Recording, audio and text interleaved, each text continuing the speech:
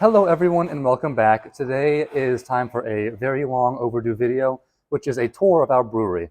So I'm going to show you our mill, our water filtration system, our mash tun, the hot liquor tank, the boil kettle, our heat exchanger, our fermenters, the bright tank, our walk-in cooler, the taps, and then even our glycol system. So stay with us and I will walk you through all the components by themselves and then I'll show them in action. This is our super fancy mill. It is the basic two-row mill, which you can see in here. That gap is about 0.035 inches apart. That will give us the crush that we want. It won't be too big and it also won't be too fine. I've got a trash can under here to catch all of that grist as it comes through, right through there. And then it is powered by motor, so I do not have to crank 600 pounds of grain through this mill. First up for our equipment is the mash tun. Our mash tun is insulated to help maintain that temperature throughout the mash. While we do add heat through the Herms coil, we do not have to add quite as much as if it was not insulated. There's our spray ball for cleaning in place.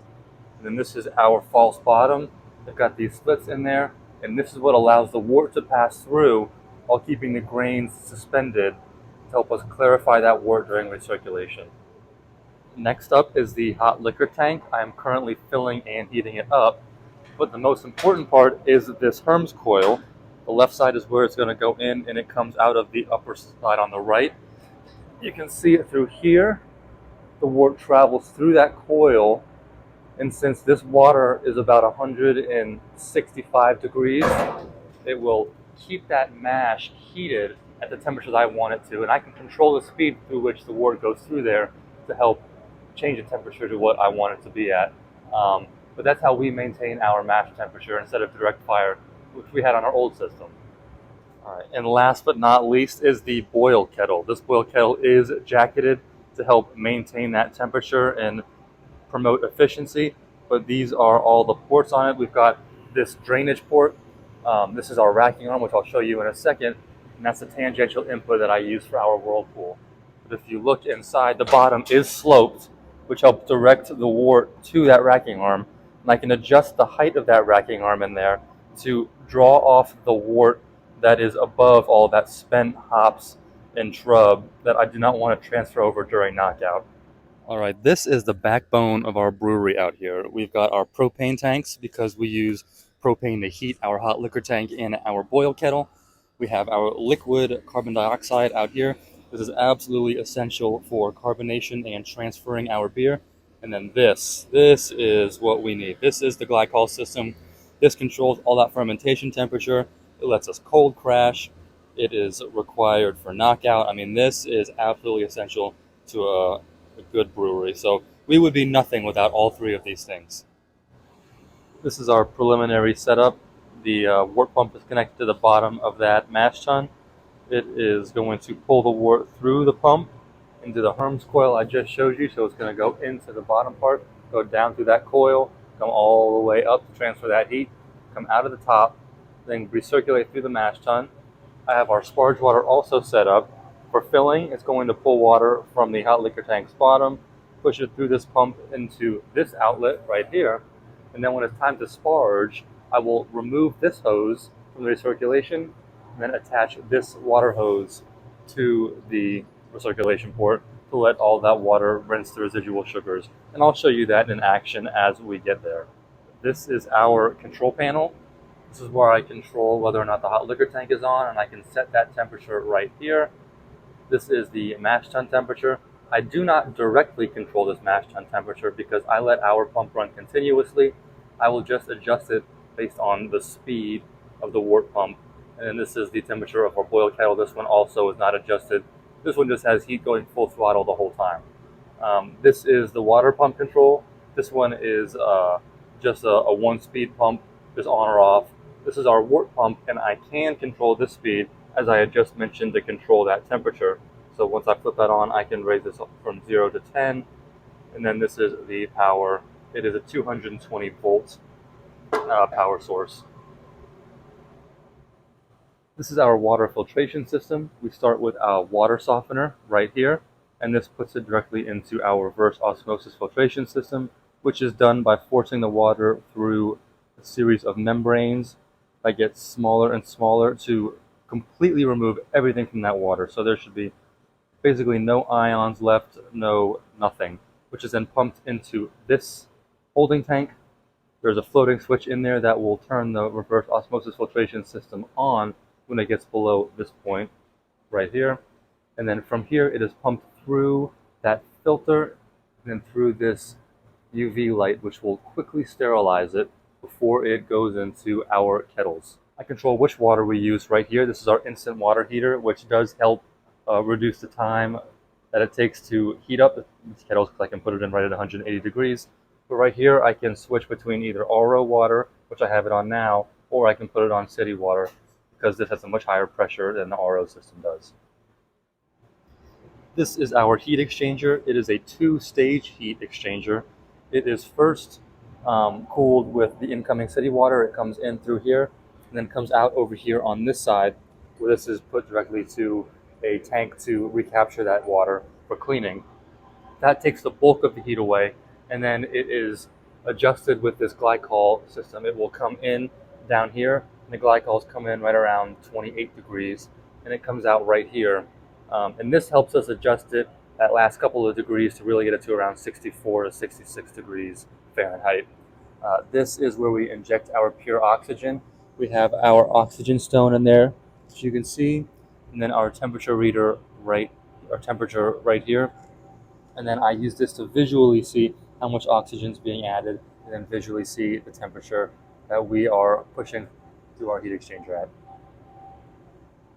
These are our fermentation vessels. We have 6 7-barrel fermenters and then 1 7-barrel bright tank. We are on a schedule of about 2 brew days per week, which gives us about 3 weeks for each beer to get ready. We'll brew twice a week and then keg twice a week. This is our control panel for the fermenters. These are controlled with solenoid valves on the fermenters, but you can see we set the temperature right there, and then as soon as it gets above 67 degrees, so if it hits 68.1, that solenoid valve will open, allowing the glycol to flow through the jacket in that fermenter. And you can see the solenoid valve, let's see if I can get a good view, right here. So that will flick open and allow the glycol to run in from the bottom, and it fills up.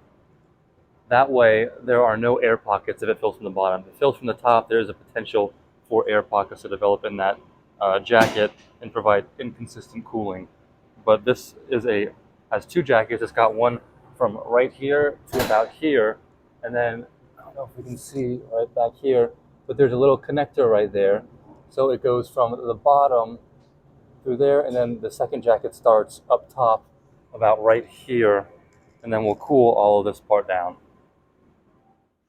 Now that we've gone over everything, let's see it in use. This is the last bit of the mill running. It's cutting up all those grains. Turn this off. And then we pull it out from under here. We've got that nice clean crush among all those grains so we can get all the extract that we want.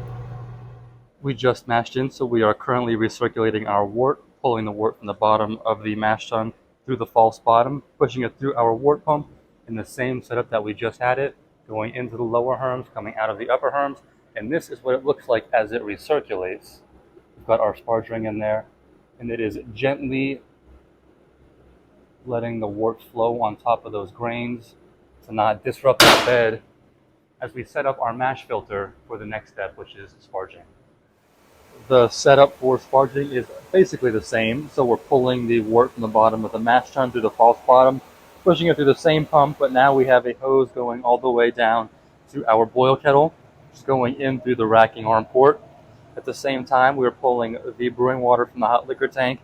I moved the hose from the filling port over to the sparge port, so now it is able to rinse the residual sugars through that sparge ring.